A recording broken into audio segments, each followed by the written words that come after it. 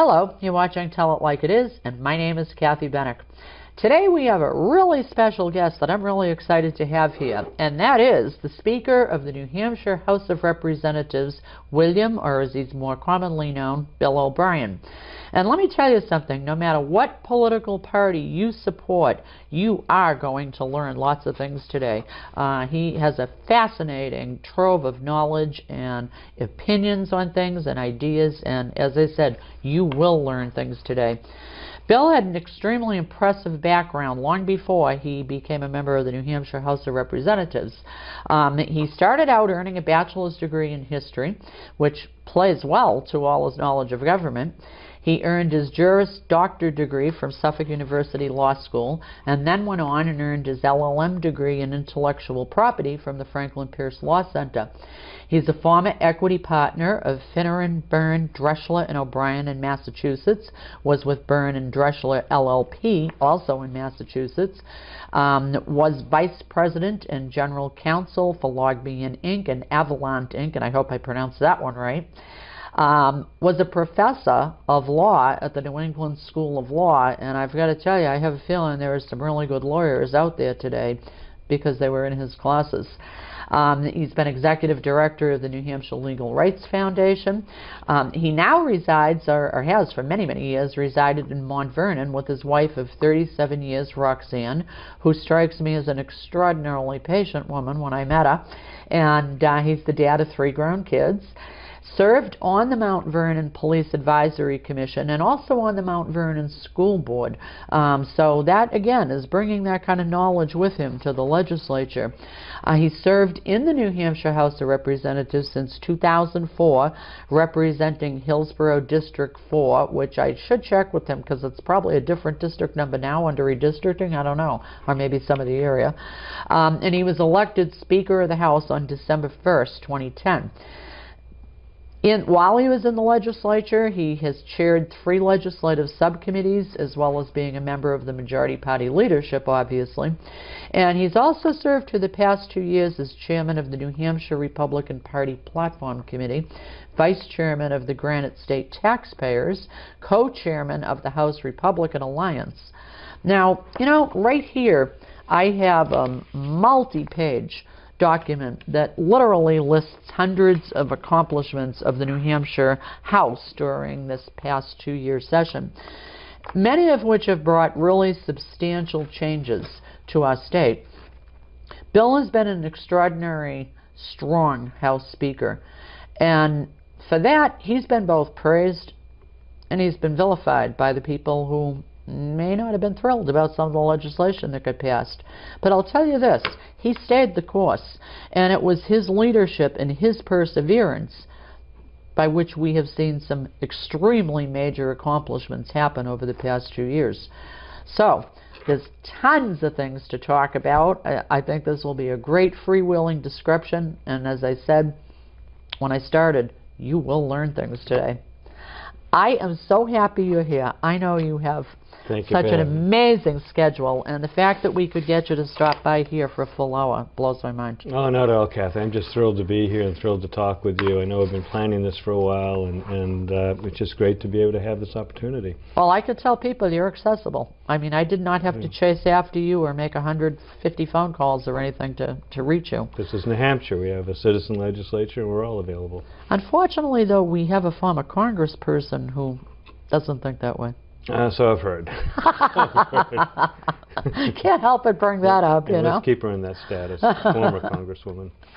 Well, I'm going to just throw out a couple of questions, maybe specifically to start, and then more broad questions, because I know, first of all, I couldn't even begin to know all of the things that went on in the legislature. So that's why I say I'll ask broad questions, because I know you have all the facts, figures, histories, the works.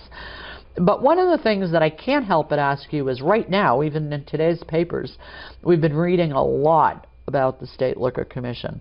What the heck is going on over there? Well, you know, there seems to be an unfortunate atmosphere of expediency that has taken hold in the State Liquor Commission. Expediency in the sense of they have a goal, and regulation and laws don't seem to be sufficient impediments to them to get to those goals. You know, specifically what happened was in mid-July or so, someone came into my office and said, "Bill, you remember that bill that we had last session in which someone had approached, Representative John Heiko from Goffstown had proposed that supermarkets be allowed to distribute distilled beverages." Yeah. And you know, there's various reactions to that. It may or may not be a good thing to do, but this person told me, "Are you aware that the State Liquor Commission hired a lobbyist?" And I said, well, that just can't be the case, because one of the things I had worked on when I first was in the legislature, I was on the election law committee and headed up subcommittees and retained bills committees in which we drafted a series of reforms of the ethics law geared towards the executive branch. And one of those reforms was enacted as RSA, Revised Statute Annotated, RSA 15:5, which prohibits taxpayers' funds from being used to lobby the legislature. And I said, well, that would be illegal.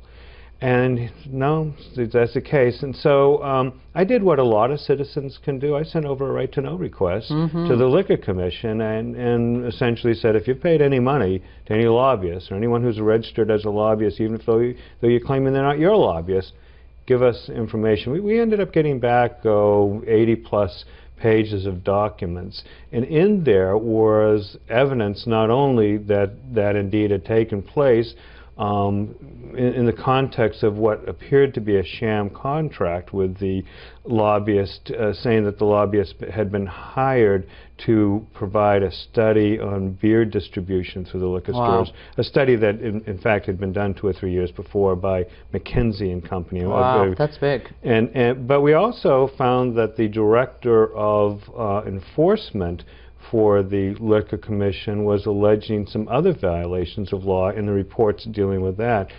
He was alleging that bootlegging was taking place at the Liquor Commission. He was alleging that one of the commissioners, when he testified on that House bill, testified, be charitable about this, erroneously. The testimony there, one of the issues that comes up when you talk about expanding distribution of distilled beverages is whether any part of the state is underserved by the liquor stores. And the commissioner said no part of the state is underserved, and yet they had a November 2011 report that they had purchased, the study, which said 3 out of the 5 executive council districts are underserved, and all of Hillsborough County was underserved. Hillsborough County? All of Hillsborough County was underserved. And I would have to dispute that. Well, you know, I guess it's they had standards that they applied. How far do you have to drive to a state liquor store and that sort of thing. Whether accurate or not, the commissioner had a report that was directly contrary to his testimony, and the director of enforcement over there recounted an incident where the same commissioner, after the testimony, gathered up all the reports and was seen walking out of the building with it to put it in his car and driving them home. So that was a concern of ours. The bootlegging, as it turns out, it's not the classic bootlegging that you're behind the shed distilling some beverages and not paying taxes on it. Apparently what he was talking about was the facilitation of large volume purchases by out-of-state residents so that they could take them back to their states and void the taxes in their state. That's illegal, isn't it? Well, I would think so. And certainly there had been a procedure in the past that the Attorney General's office under Kelly Ayotte had advised them to sign a certain, to fill out a certain IRS form on cash transactions to disclose those, because there'd been difficulties in the past with some other states, particularly New York, who were concerned about this occurring. And under the successor to Kelly Ayotte, an advice came over saying, well, you really don't have to fill those out unless there's an actual cash given. It's like a dysfunctional family. Well, it is. It is. And so, you know, we sent over, after having received that report, and there are a number of other things in there similar to those. We sent over, as it turned out, a series of 91A requests, right-to-know requests, 8 in total to follow up on these.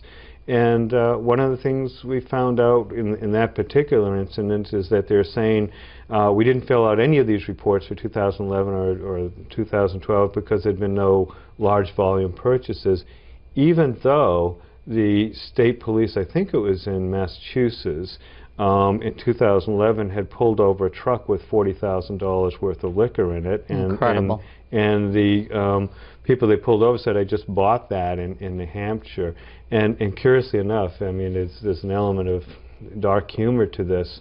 Now the people who they pulled over because they seized that liquor is suing New Hampshire, saying you participated in this violation of law, so you need to give us our money back. Unbelievable. And there was another incident, I think it might again in Connecticut or Massachusetts, police pulled over a truck recently that had $19,000 in liquor in it, plus $19,000 in you know, gift certificates from the liquor. And in that instance, the dark humor there is Massachusetts is trying to get New Hampshire to redeem in cash those $19,000 worth of certificates, and the liquor commission. Are you serious? Liquor commission is apparently saying no, you have to buy liquor with it. Yeah, really. So you know there is an agency that we think, as we will develop it, and I have a committee looking into this. They're going to report on November 1st with their factual findings and the legislative recommendations. But it really seems to have all stemmed from a 2009 amendment that was taken out of literally a midnight committee of conference, as you were aware, committee of conference, House and Senate get together to iron out the last differences on a bill. This is a committee of conference on the budget. Maggie Hassan brought forward a midnight amendment that 10 hours later was... Maggie Hassan, the same person running for governor. The same person running for governor. She was majority leader at that point, brought forward this midnight amendment that was literally passed 10 hours before. I remember being on the House floor, because we were in the minority at that point, saying this is entirely wrong. We viewed it as an effort to get the Liquor Commission out of the general fund, so that the Democrats then could say, "Oh, we reduced spending because they're in their own enterprise fund." But it did a number of other things. It took the Liquor Commission out of legislative line item budget control, and also said that their contracts don't have to be approved by the governor in council. Unlike every other contract. Yeah, unlike any other state contract. So you have an agency that is really giving every indication of being an agency that's lost its way, doesn't either understand or care or both about the laws constraining it. And we have to look again at how we do this. But it's clearly out of control. Yeah, and it's clear that the Maggie Hassan Midnight Amendment just didn't work, and clearly shows that the allegations of legislative abuse that we hear now, which I don't think exist, clearly were found under the Democrats when they bring forward a major piece of restructuring legislation and exists for 10 hours before it's passed. That's just wrong. It is. No public hearing. By anybody's description, that is just wrong. So have they ever found the cases of the highly expensive wine I mean, yet? there's just so many aspects of it. There's a $200 million warehouse contract that there's allegations that there's wrong contracting procedures. As you remember the wine caper you just mentioned, apparently one of the liquor stores over in Portsmouth was going to be moved, and they have a procedure where they go in and inventory everything's there so they can make sure it arrives at the new location. When those folks went in to inventory it, they found $100,000 worth, 300 cases of wine that shouldn't have been there. It had never been purchased. There's no records of it being purchased, no records of it being received. The only indication was there is when they walked in and found it. That, of course, is a concern when you find that much liquor that's not supposed to be there. They went back 8 days later, the law enforcement people and the auditors, and it was gone. And you have that is just incredible. You have everyone in the store saying, we don't remember it, how it came in, and we don't remember where it went.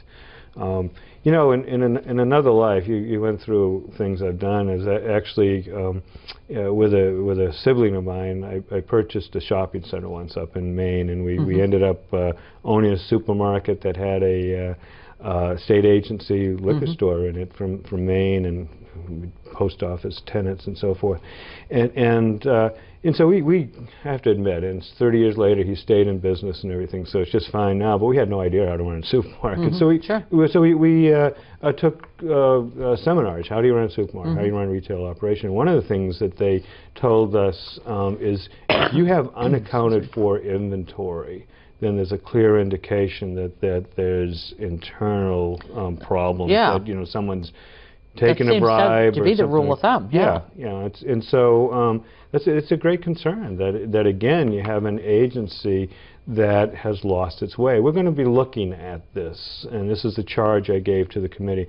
Look at the Liquor Commission as if we were starting anew. That there wasn't any existing agency. How would we deal with the distribution of alcohol, distilled beverages in New Hampshire? Would we allow private companies to distribute it, and we would just involve ourselves in enforcement and taxation, or would the state itself be involved in the distribution of it? If the state itself is involved in the distribution of it, what's the best structure? You know, we have 3 commissioning positions over there.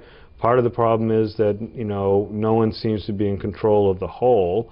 And when you start asking questions, for example, did you approve the hiring of the lobbyist Clark Corson? You have everyone saying, well, not me, maybe him, and you know. Another distressing aspect of this is when the Director of Enforcement brought these allegations forward in April to the Attorney General's office. It doesn't seem much was done until we sent over the right to know request on August 1st. Serendipitously, the report of the AG's was dated the day before, even though it wasn't distributed for a week later. And the Attorney General didn't interview the director of, or his office didn't interview the Director of Enforcement about those allegations, didn't interview the chairman of the legislative committee that their bill had gone through, who was cited in the report as having said, this lobbyist said, I'm representing the commission here, and has testified to that now in front of the legislative committee, and didn't interview the departed liquor commissioner that the report itself said, well, if anything went wrong, it's because of this commissioner, Mark Bodie, who's now departed. Never interviewed that commissioner. And so, you know, at best, it's really... That's staggering. It is staggering. At best, it's a really incomplete report and doesn't speak well of the Attorney General's office. It's a serious problem. It is a very serious problem, and obviously it looks Kathy. like it's going to take some months to even kind of get to the whole heart of the matter. Well, we're in an election season now, and I mention that only because there's 11, actually 13 members, 11 regular, 2 alternate members who have appointed to this committee, and they're putting a lot of work in. They're taking themselves out of their election efforts. We've hired something that hasn't been done in the past as long as I've been there. We've hired special counsel to advise them and to help them in their investigation. Their deadline, again, is November 1st. We're going to be asking them for a report, plus hold their feet to the fire. Yeah, and we're moving right through it. They're having hearings twice a week. Are they? Yes. Yeah. Well, I know there's a ton of subjects you want to talk about, but I do have to ask you one question, and I mean, you can answer it quickly because I really want you to get into a lot of the meaty stuff that you need to. But 2 other subjects that really intertwined that have gotten a lot of New Hampshire residents and taxpayers worked up over the past couple of months is the disclosure of the abuse that goes on and has gone on with the whole EBT, electronic benefit transfer cards, and the fraudulent receipt of Medicaid benefits, with benefits going to people who are supposedly dead and who don't even live in New Hampshire. I would suspect the legislature is going to be heavily involved in those subjects in coming months? Absolutely. You know, when we came into this majority position in the legislature, it was based upon promises made to the voters of New Hampshire, and that is that we'd have an affordable, efficient, honest government. And it's been distressing to see how public assistance programs are being administered. In the Medicaid area, for example, while we have enacted reforms there, we've gone to managed care Medicaid, which should provide better services for the clients, as well as cost saving. Again, to remind your viewers, Medicaid is the service that's provided for poorer people, as distinguished from Medicare, which is the program that assists elderly people. In the area of Medicaid, besides trying to reform it, have come across evidence that that program, as well as other public assistance programs, have a number of ineligible people taking advantage of them.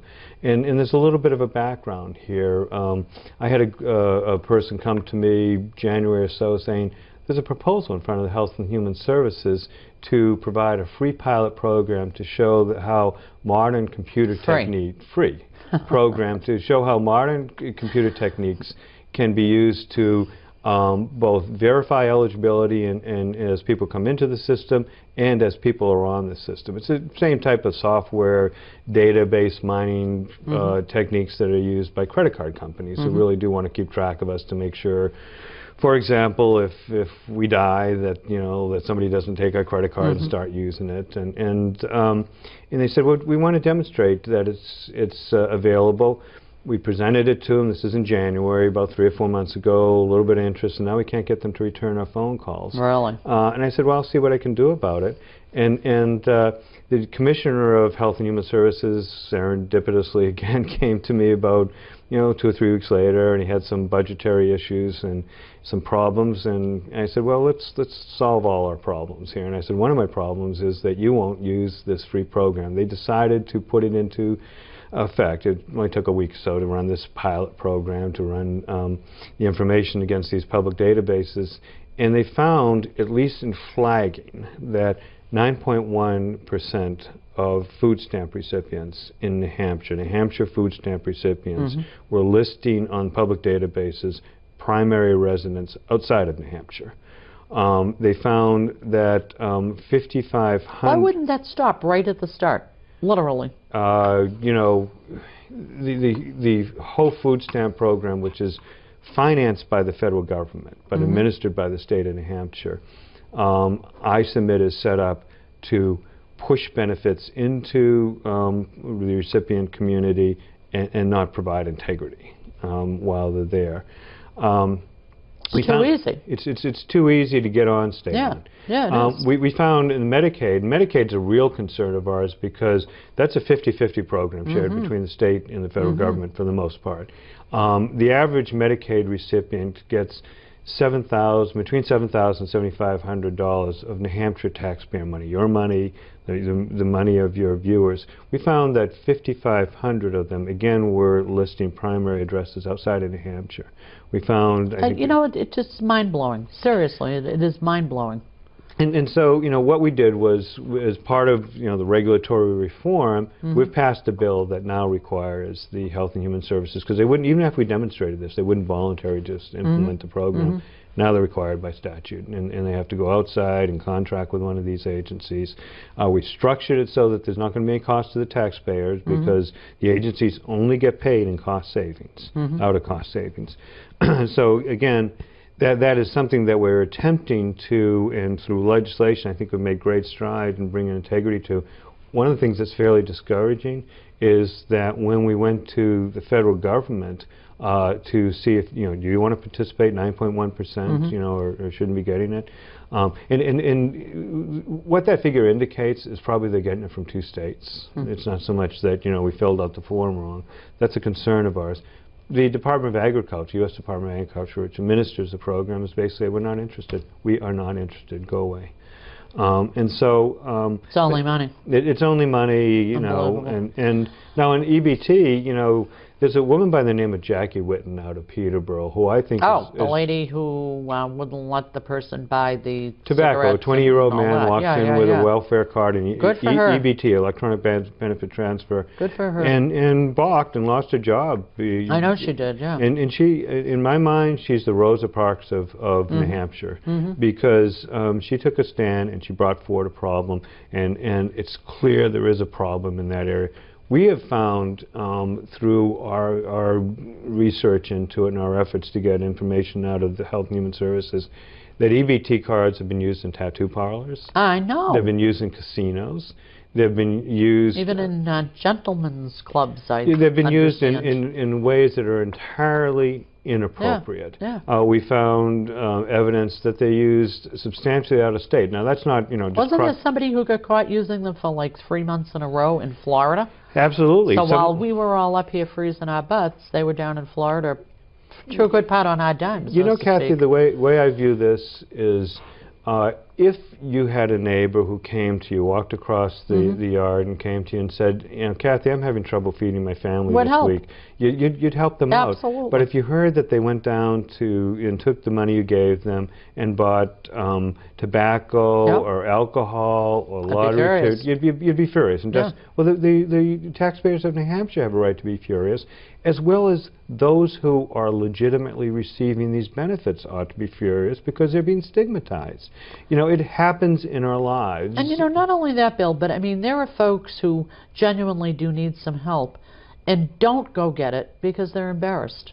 Exactly. And let me give an example of that. And this is a little bit complicated, but it really demonstrates this Medicaid program again. Do you know in New Hampshire only 60% of those who are eligible for Medicaid actually claim Medicaid? Most of them take care of themselves. Our percentage is a little bit less than the national percentage.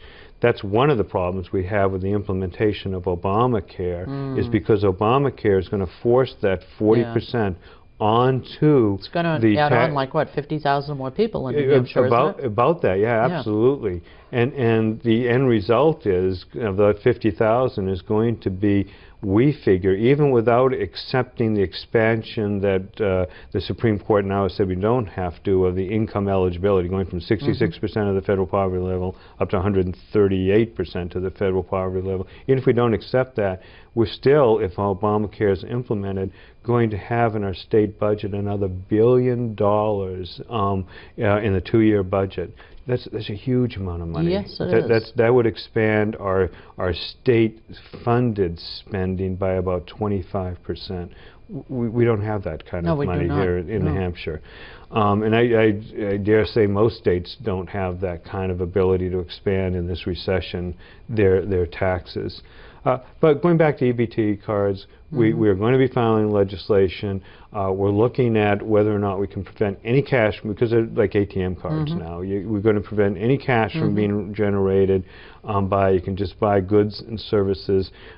These are computer cards. They're again like credit cards, and we can track what is being purchased and prevent people from buying things that aren't needed for their sustaining their shelter and getting food and clothing for themselves. And I've got to tell you, I don't accept the argument of people who say that the major reason for EBT cards is because replacing food stamps as such was because these people don't have transportation or this, that, and the other thing. Give me a break. I mean, at least with the food stamps, if you tried to go through the cashier at a Market Basket or a Harvest or a Stop and Shop or whatever with stuff that the food stamps weren't supposed to cover, they didn't use them. They stopped you. They said this isn't eligible.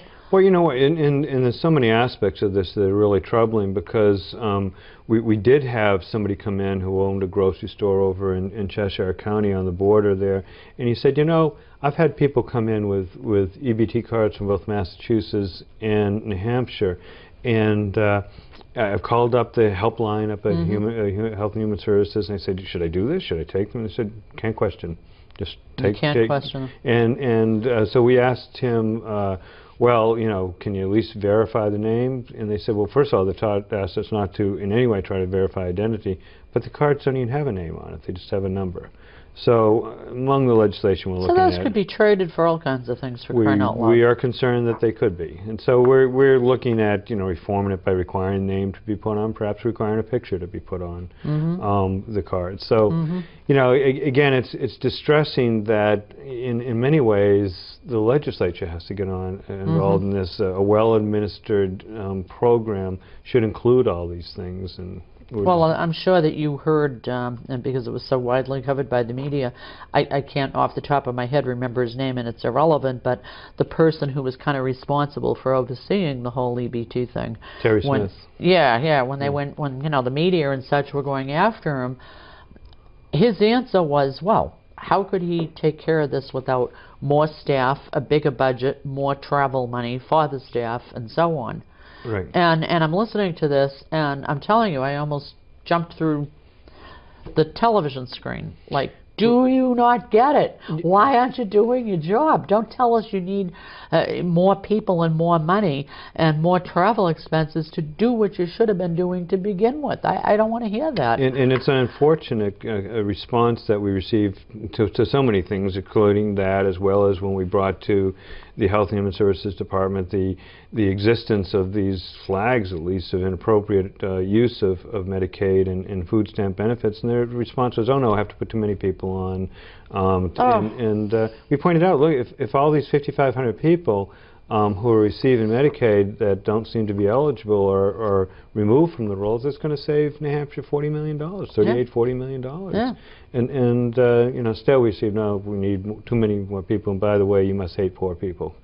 Oh, yeah, well, that's the last hue and cry always. If you disagree, you're either hard-nosed or unsympathetic or hate people or right-wing or whatever it might be. But, yeah, that's part of the game. It is. It really is. If you've lost the ability to argue issues, and I would submit our opposition has, because their agenda, if they presented it, is not an attractive agenda. Their agenda is one that says, I want more of your money to spend in ways that are important to me, who knows a lot more about things than you do and can make better choices than you can. And most people will encounter an agenda like that, a political philosophy like that, and say, I'm just not attracted to that. And so they have to choose they have to have another narrative, another discussion, and the discussion is too often, as we see as conservative leaders, personal attacks. And there have been lots of those. Yeah, there have been, among anyone who comes forward. I mean, we see it with Governor Romney now,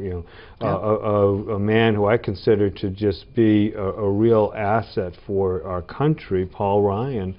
We see it with him, a very thoughtful person, a very, very dignified and accomplished person, and we see them trying to get an edge. How can we demonize this person? We've seen it so often in the past. And they sometimes create gotcha moments.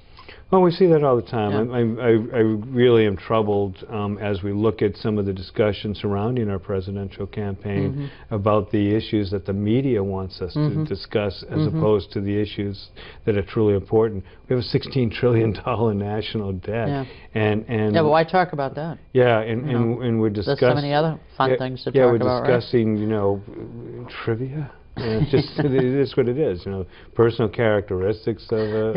I know. It makes no sense. Kind of like the old question, do you beat your wife, Yeah, exactly. Now, this kind of segues into, I know the legislature has been involved in a whole lot of efforts to reduce the size of government. Do you want to talk about that at all? I really do, because it really shows, I think, a different approach to government that we brought to New Hampshire. Part of it was just based upon assumptions that I now found weren't shared, but I thought were. One of those assumptions is that we keep our promises. I'm finishing out my third term. It's unusual for a speaker to be chosen, after 2 terms in the legislature. And so maybe that naivete led me to just assume that when you make promises to voters, you keep those promises. A promise we made was to live within our means. And I can remember back in campaigning in the fall of 2010, hearing myself say, we're going to budget as you and your family budgets or your small business budget, which is we're going to look at what money's going to be coming in, and we're not going to spend more money than that. And even being concerned myself that, gee, this sounds so much like what we've heard in the past. Do they really believe us? And when it turned out they did believe us, it was important to many of us that we do keep that promise, that it not be empty promises, that we not equivocate when we get up there, as has been done so often in the past, because people have a right to be cynical about government, and they have a right to be cynical about their politicians when they say one thing and then they go in and say, oh, but I didn't realize it's a $900 million deficit, and so I can't keep that promise. And so it was important to us to do that. And in trying to keep it, it turns out we turned the budget, and again, this is maybe seeing things fresh, not having been part of the process. We turned the budgeting process on its head in a very appropriate way. We first went to the Ways and Means Committee, which is the taxing committee, and we said, tell us how much money is going to be, before we decide how we're going to spend, tell us how much money is going to be coming in, because we had heard the Democrat floor leader during that last budget cycle, that 2009 cycle, when Maggie Hassan's midnight amendment came forward, among other abuses. And we heard the Democrat floor leader get up and say, don't you know how budgeting works? First we figure out how much we need to spend, then we go find the money to do it. And we said, no, we don't. And so we came up with realistic estimates, and then we did something very different than had been done in the past. We went with a resolution to the House floor and committed ourselves to the people of New Hampshire of not spending more money than that. And then we went back to the Finance Committee, the Spending Committee, and said, well, let's put together a budget that does this. And we also made one other decision, which is, much as we'd like to, as a fiscal conservative, I think it's appropriate that we have a rainy day fund. We decided not to fund the rainy day fund because we wanted to be able to say, as I'll sit here today and say, we spent all the money. And so if somebody didn't like a cut, if someone thought this cut isn't appropriate, this program should have been more fully funded, then honest discussions of the issue would say, well, where were you going to get the additional money? What tax were you going to raise? What new tax were you going to find? Or where were you going to cut otherwise in the budget? And it allowed us to really, I think, begin the process that we want to continue into this new term of reshaping the orientation, refocusing the orientation, and reshaping government. Because that process requires you to answer some fairly fundamental questions. What is a core function of government? What are those functions that are desirable but not affordable? What are those functions that seem good when you first encounter them but have unintended consequences of creating expectations and dependencies in the future? What are those things that everybody says, let's go do it, let's go put more money into education, but you find over the long term create inflation and tuition that our students are suffering through now. And so we asked those questions as we allocated what was a smaller amount of money, and I think came up with good answers, but we were open. We were open to the Senate coming back saying, no, we see some different answers to those questions. We would have been open to Governor Lynch coming in and saying, well, I see different answers as well, but Governor Lynch did what Governor Lynch always did, which is overestimate revenues. He told us that his estimate showed that we're going to get in $350 million more revenues this session, this legislative term than we actually have. But New Hampshire, under Governor Lynch, had developed one of the worst reputations in the country for estimating revenues. We were in the bottom 3 according to Pew Center for the States. The bottom 3? The bottom 3 in the country. We typically overestimated revenues 12%. And we would be sitting here today having an entirely different discussion if we had adopted Governor Lynch's revenue estimates. It would have been a much more comfortable budgeting process. We could have been spreading more money around and all. But we would be sitting here saying, we were running out of money quickly, Kathy. We thought we'd have $350 million more come in, and now we're going to have to get that cut over not 2 years, but over 12 months, the remaining part of the budget. And that's not a discussion that's taken place. And I will tell you, it's the first time in 3 budgets that it hasn't been taking place, because under the Democrats, it always arrived at the end of the first year of the 2-year budget and say, oh, we're running out of money. You know, let's increase some taxes. That's where we got that LLC income tax and the campground tax and the gambling tax and so many other taxes. Cigarette taxes. Yeah, we raised the cigarette tax. I think it was 4 times in 6 years. Yeah, in a very short amount of time. Yeah. And you know, that's the discussion that you end up having. Our estimates, we worked very, very hard on them, are so accurate that we've had almost $2.2 billion come in so far out of the amount that we've assumed is going to come in over the 2-year period in taxes and fees. We're $1 million off. $1 million more has come in than we estimated. So, you know, we're right on target. You know, that's the type of responsible budgeting that we promised people that we would engage in. You know, we weren't going to engage in the budget gimmicks that we saw last time, and you know, some of them are just absolutely humorous. You know, but serious in their implications. You see, they took a piece of a road out Route 95 out near Portsmouth and sold it from the Transportation Department to the Turnpike Authority and said, "Oh, look at $125 million more." That's just crazy. It is, you know.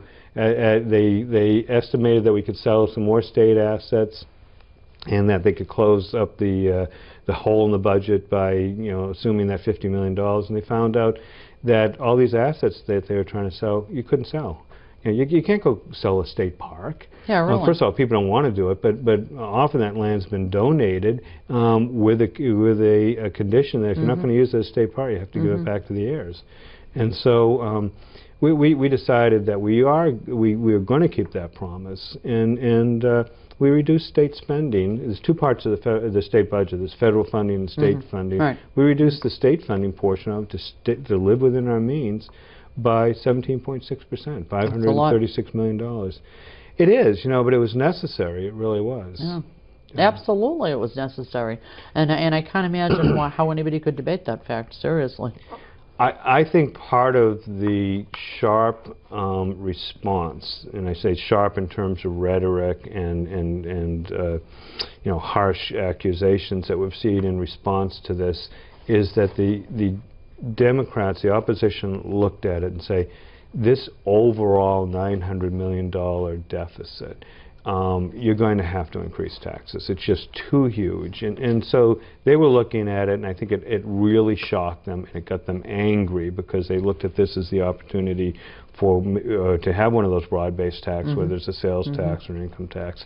And they saw it as an opportunity loss, and they could basically have the Republicans do their taxing for them. And we didn't do it, and I think it really did shock them.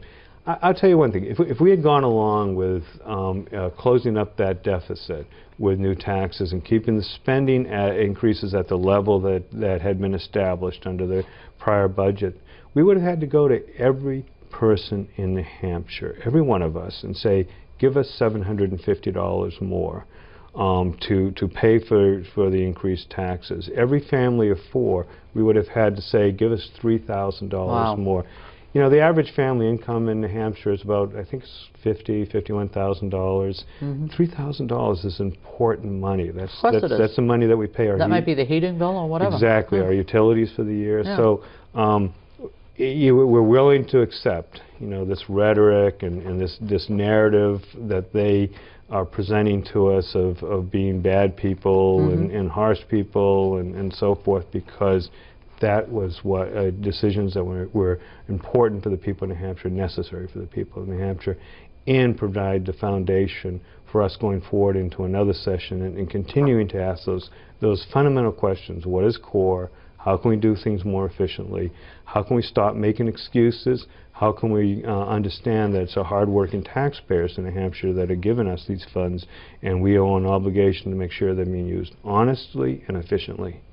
You know, one of the questions I was going to ask you was what would you kind of say was your proudest accomplishment, but it kind of sounds like that would be the answer, what you all just talked about. Yeah, and it's not just, you know, budget. It's not, there's no great joy in saying no to people when it comes to funding, but getting things under control. But getting things under control and starting this dialogue that says, what should we be doing up here? It allows us to return to presenting to the voters an opportunity to say, what is government really for? We think government is for providing services in an affordable, efficient manner, but it isn't there to solve all problems, real or imagined, and its fundamental purpose is to protect liberty. And you know, that I think has been lost by an alternate, in the course of an alternate approach, which says no, government is there to, I hate to say it, but it seems evident that this is what they're doing, to redistribute wealth, you know, to take more money from you, for example, than they think you need and give it to others. And, you know, not only is that philosophically wrong, it's, as we know, it's not sustainable. But Absolutely. Absolutely. So in the course of all this, you know, I think that we can also, it's safe to say that there has been government reform through this whole process, as well as maybe more of a demand to make state government more transparent and more accountable. Because all of a sudden it's not just, you know, we're handing them the American Express card saying do what you want. We're not really going to dicker around and ask you too many questions. You know, if we're going to make a choice to reduce the size of government, I think it's also important that we work on reforms that will allow people to get jobs in the private sector, that will allow jobs to be created in the private sector. We have this narrative. I mean, you've seen the signs around in New Hampshire. I'm sure, certainly they seem to be ever present in my district, that says, you know, we protect the middle class and everything. And there's this belief that middle class is synonymous with public employment. Middle class and sustainable jobs are found in the private sector. That's where, in the final analysis, we're going to be able to afford any sort of a government that can meet, you know, core functions, as well as help out folks that no way can help themselves in whether health issues or having enough money to live. And so if we're going to return to a vibrant private sector, government has to lower taxes, and it also has to do some other things. One of them is that it has to look carefully at regulations. We have to regulate smartly or not at all. And let me give you an example by what I mean there. We heard of an incident this past term in which a business owner from the North Country inherited his business from his father, got involved with the Department of Labor on another issue, and the Department of Labor learned that this company, before he had taken over under his father, had changed his payroll period from weekly to bi-weekly. Well, now, apparently the State Department of Labor had some sort of requirement that you notify the State Department of Labor if you're changing your payroll period. It turned out there hadn't been notification. You know, a couple of decades ago the father didn't notify. Sought to impose a fine on that business of $500 a week. Oh. Now, what and that resolved, yeah, that resolved totally itself in a much more sane manner than it was originally suggested by that fine. But we decided how can we regulate there more smartly? If there's a need to have that information be reported to the Department of Labor, how can we make sure that the Department of Labor doesn't handle that need in a punitive manner? And so we passed legislation that stated that if there's a Department of Labor comes across a non-health and safety violation of one of its regulations, we don't want people to be exposed to harm, but it's just, you know, the poster's out of date, the form isn't the right form, anything of that nature, then they have to give a 30-day warning. Warning is education before they can impose a fine. And that really, I think, changes for that department the tenor of how it deals with businesses. You know, you mentioned that I was an equity partner in a law firm. It was, you know, a small little business started by 3 fellows and me, and we were up to the point, I can't remember exactly, we had 30 or so people that we were employing. And for 4 lawyers, it was difficult to run a business in compliance with all the regulations. There's a lot of regulations. And you're lawyers. So Yeah. imagine the layperson who sees all these rules and regulations and goes, what are they talking about? Well, absolutely. And just as we wanted to run our business in a legal manner, I think the vast majority, all but a small percentages of businesses wanted to do the same thing. And in the first approach, the Department of Labor should adopt that assumption, try to work with business as a partner to sustain jobs in New Hampshire, and only when it becomes apparent that businesses don't care, then start turning to punitive measures. There has to be regulatory reform. One of the most important regulatory reforms we can pass in New Hampshire now, because we did pass 80 bills in small ways and big ways, start to loosen up business regulation. Yes, I saw that kind of summary there, yeah. Well, one of them that we do need to reform is in the area of right to work, is worker freedom, is in particularly the public sector, removing state laws that say that if a union has been adopted years ago, anyone who works for that business has to join that union. The reason we do that is twofold. One is because businesses will come and expand, come to New Hampshire and expand in New Hampshire. It's clear from that. Nissan, for example, is being rumored to be looking to put up an auto assembly plant.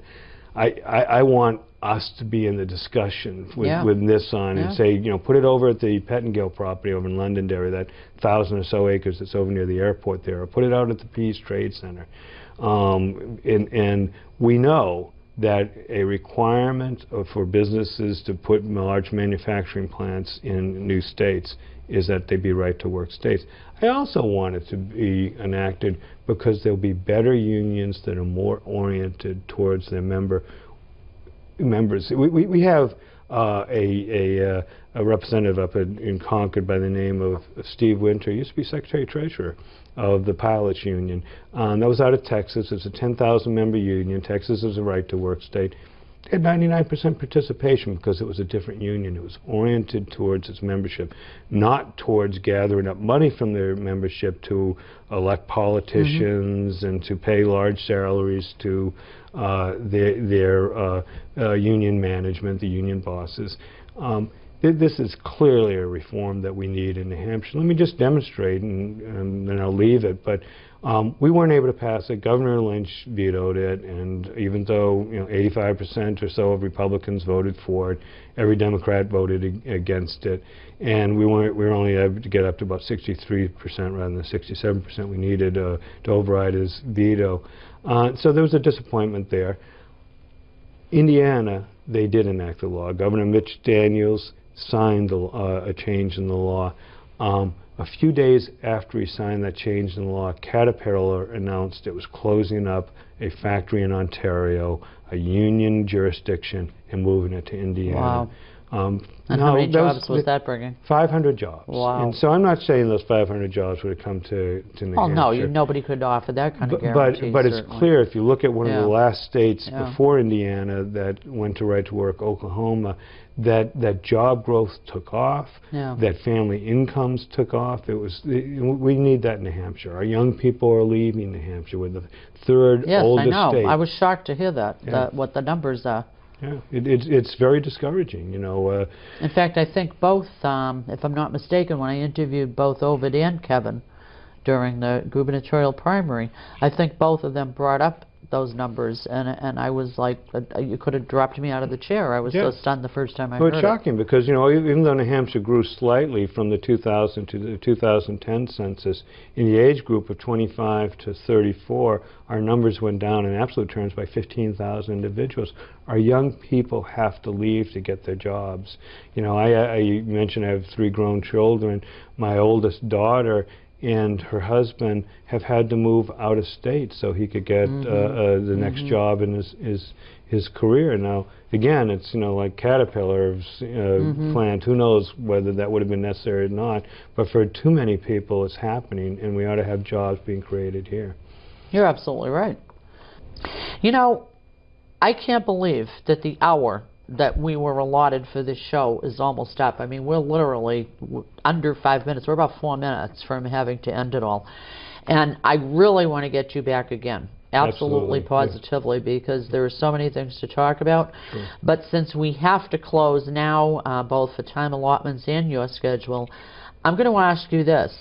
Obviously, we have tons of issues ahead of us, tons of things to think about. What is the most important thing right now that we need to be dealing with and supporting the legislature on to get us through these next 5 or 10 years that very apparently are crucial? We're going to the people, and we're talking about continuing and building on the achievements of the last session. They're substantial, but they're fragile. And those achievements are going to be extended by us continuing to be attentive to bringing to New Hampshire an affordable, efficient government, one that is respectful of liberty. It's going to be dependent on us through those efforts and through us looking at business taxes especially, because when we came in, we were number 50, last in the country when it came to business taxes. Ours were the worst. And we think we brought it up past the 46% that the tax, 46 number that the tax foundation put us in at the end of the first half of the session. We think we brought it up to the high 40s, but we have to bring it much higher. So with those reduced taxes, with the continued regulatory restructuring, we're achieving, I think, what is a very, very important goal for the people in New Hampshire, and that's bringing jobs back here. Mm-hmm. And we also have to continue to work on integrity in government. We discussed in the area of public assistance how we're trying to do that.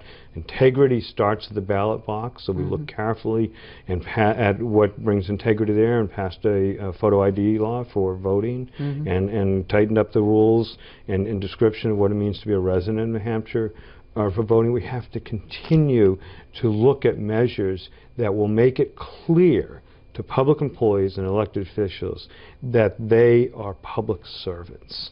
And that is part of the problem we've encountered in the Health and Human Services Department, the liquor commissioners that lost their way in understanding that we are here serving a much more significant group than ourselves, and that's the voters and the people of New Hampshire. So we have to continue to work on that.